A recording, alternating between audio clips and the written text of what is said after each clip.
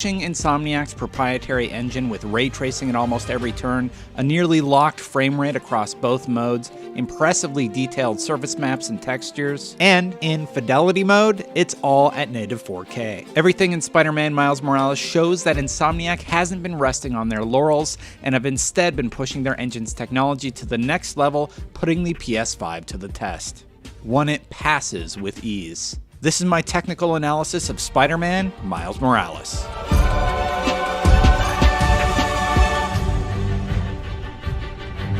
It's been impressive seeing what the first games can do on these new consoles, and one of the newer pieces of technology that's getting a lot of buzz, and rightfully so, is ray tracing. And in Spider-Man Miles Morales, it is everywhere. It's on buildings, in puddles, on cars, and it's even turned on when you enter photo mode on the PS5.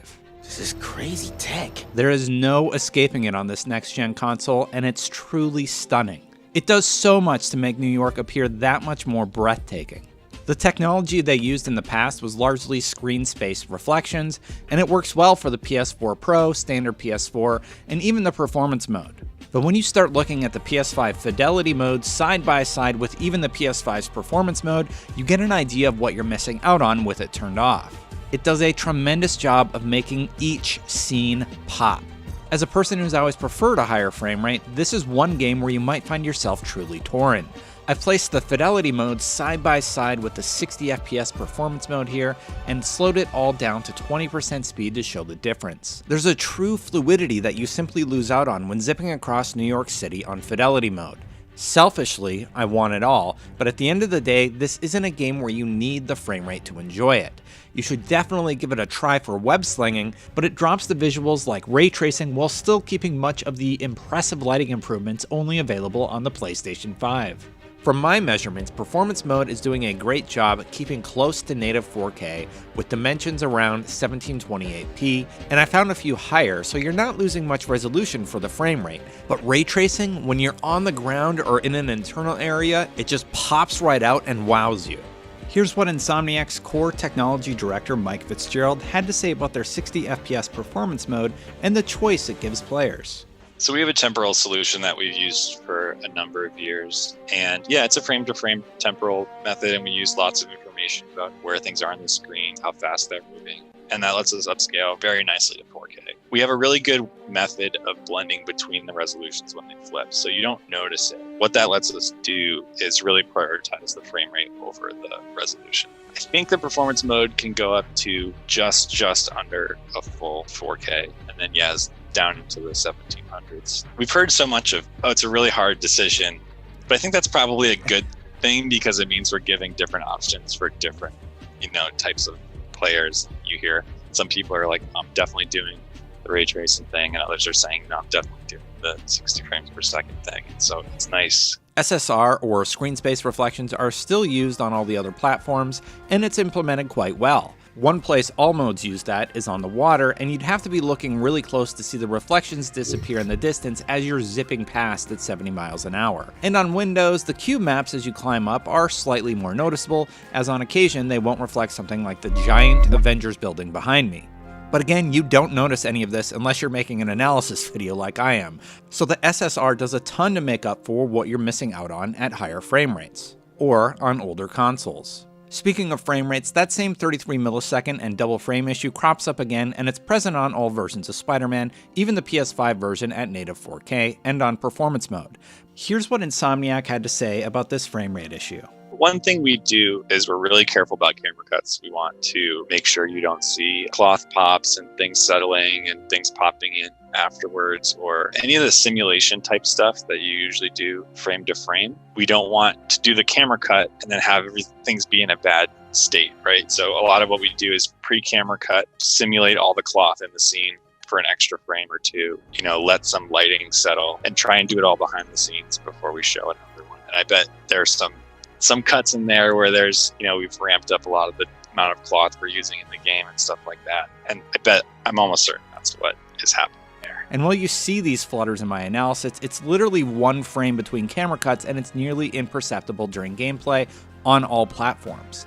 The thing that surprised me even more is that from the base PS4 up through the PS5, they've achieved an almost locked 30 frames per second when you're web slinging in the open world, and if you choose to play at 60 FPS on the PS5, it's going to be locked at 60, and it's going to stay there. But if one platform struggled to stay there, it was the base PS4. The color range seems to be quite reduced, and while web slinging through the open world, you only saw minor drops that you don't notice as you play, but they're there, so I'm calling them out. Regardless, no matter what platform you would play on, it seems that Insomniac has pushed every pixel they can to give you the best experience your hardware can offer, and that deserves kudos. If you're playing on the PS5, native 4K at 30 frames per second is simply stunning.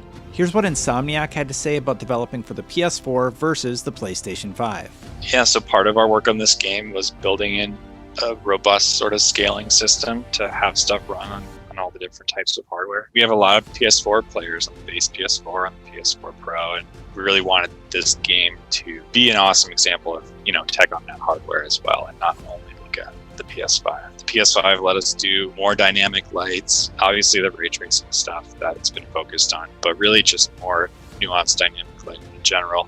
And our lighting artists spent a lot of time in there saying, okay, we can turn these ones on for the Pro and these ones on for the 5.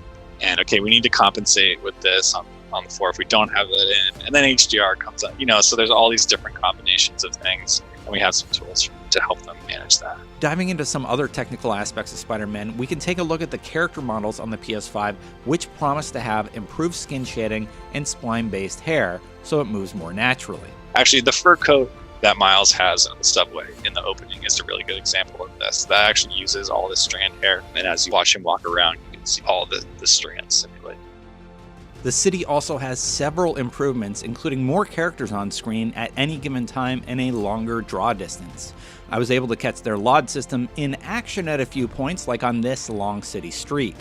Their system is quite genius, actually, as they revealed what's going on the PS4 version. The further away you get from the camera, the lower the level of detail gets for everything. If you happen to be walking along the ground and you squint, you'll notice it, like with these buildings in the distance that transform to a higher level of detail as you get closer. In addition, another genius tactic is how they delay loading the higher resolution items and things that aren't needed as you swing through the city. It's all delayed in the pipeline as you're swinging, but when you land, it all starts loading in, as outlined during their GDC talk. But as a normal player, you don't notice any of this happening, and that's by design. It's kind of the magic of what Insomniac does. The added motion blur, chromatic aberration, and film grain all works together to make the game look more like a film.